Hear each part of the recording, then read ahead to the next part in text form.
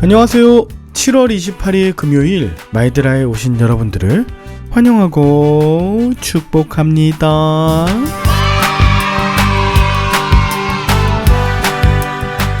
벌써 7월의 마지막 금요일이에요. 교회에서 여름 행사나 수련회 많이 하실 주간인데요. 분주하신 중에도 더위 조심하시고 물 조심, 냉방병 조심하시길 바래요. 휴가 떠나시는 분들도 많으실 텐데요. 휴가 중에도 말씀 묵상과 예배 놓치지 않으시길 바래요. 그럼 2023년 7월의 마지막 주말을 불태울 여러분들을 응원하며 오늘의 마이드라를 힘차게 시작해 보도록 하겠습니다. 자, 출발!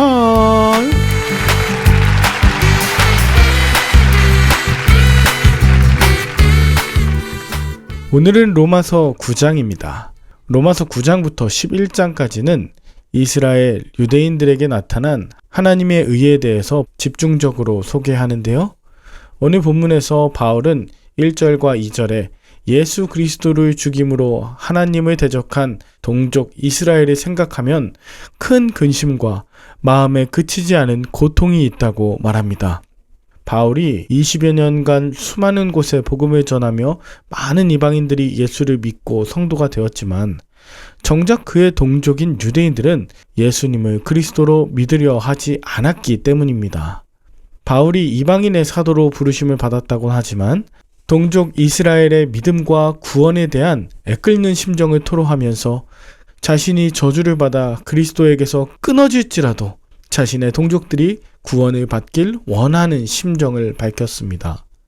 마치 출애굽기 32장에서 이스라엘이 금송아지를 섬겨 하나님이 그들과 함께하지 않으시겠다고 말씀하셨을 때 모세가 자신의 이름을 생명책에서 지워버리시더라도 이 백성의 죄를 사하여 달라고, 이 백성들과 함께 가달라고 간구했던 것이 생각이 납니다.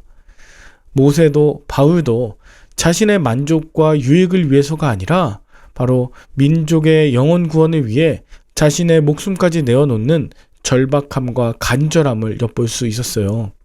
저와 여러분들에게는 가까운 가족과 이웃, 그리고 민족의 영혼 구원을 위해 절박함과 간절함으로 이루는 사명감이 있나요?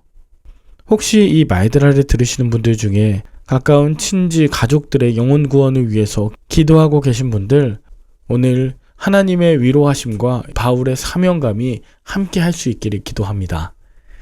하나님의 자녀가 되는 특권, 그것은 오직 하나님의 약속과 택하심이라고 밝히고 있는데요. 하나님이 이스라엘을 택하신 것, 그것은 그저 무조건적인 선택이었습니다. 하나님이 아브라함을 선택하셨을 때 그는 하나님의 약속을 기다리지 못하고 자신의 행함으로써 하갈에게서 이스마엘을 낳았었죠. 그러나 하나님은 하나님의 방법으로 100세 아브라함에게 이삭을 낳게 하셨습니다. 이것은 혈통이 아니라 하나님의 약속이며 또 영적인 계보가 이어짐을 증언하는 것이에요. 게다가 이삭의 두 아들 에서와 야곱 중에서도 하나님은 작고 약한 야곱을 택하셨습니다. 하나님은 크고 강한 자가 아니라 작고 연약한 자를 긍휼하게 보시고 쓰시는 분이십니다. 바로의 딸에게 입양되어 애굽의 왕자로 자란 모세를 기억하십니까? 그는 혈기가 충만해 살인을 저지른 자였지만 미디안 광야에서 40년간 고난을 겪으며 혈기가 빠지고 가능성이 없어 보이는 바로 그때 하나님께서 그를 출애굽의 지도자로 삼아 주셨죠. 다시 말씀드리지만 하나님께서 이스라엘을 택하신 것, 그것은 혈통이나 행함 때문이 아니었습니다. 긍휼히 여길 자를 택하시고 교만한 자는 그대로 두셔서 마음이 완악해지도록 허락하셨습니다. 그러나 이걸 인정하지 않고 하나님께 반문하며 대적하는 자들도 있었습니다. 왜 누구는 택함을 받고 누구는 그대로 완고하게 하냐고.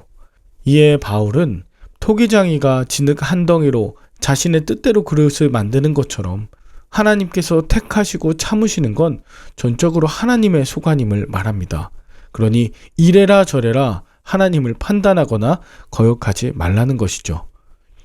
더 나아가 하나님께서는 유대인뿐 아니라 이방인 중에서도 이 복음을 위해 불러서 하나님의 도구로 쓰셨습니다. 대표적으로 페르시아 바사의 고레스가 하나님의 기름 부은 자로 사용되었고, 오늘 본문 17절에는 애굽의 바로 역시 구원의 도구로 쓰시기 위해 하나님이 택하셨습니다.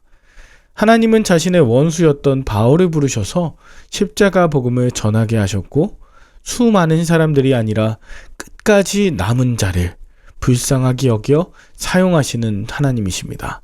하나님은 고난 중에 이제 곧 무너지기 일보 직전인 남은 자를 그저 외면하지 않으시고 그들의 가정과 그 땅을 회복시키시는 씨앗으로 삼으십니다. 수없이 무너지고 부딪히는 모든 상황과 사건은 예수 그리스도를 만났을 때 그것이 구원 사건으로 재해석되는 것이죠. 이유를 알 수 없었던 상황과 고통, 실수와 실패, 불신 가정이라는 모든 상황이 예수 그리스도를 만날 때 비로소 간증되고 구원 역사가 시작되는 것입니다. 여러분은 오늘 본문을 통해 무엇을 느끼셨나요? 태어나면서부터 믿음의 가정에서 태어났고 모태신앙이어서가 아니라 하나님께서 우리를 택하시고 하나님이 구원하신 거예요. 가족 구원을 위해 절박함, 간절함으로 기도한 적이 있나요? 하나님께서 그것보다 더한 절박함과 간절함으로 우리를 위해 간구하고 계세요.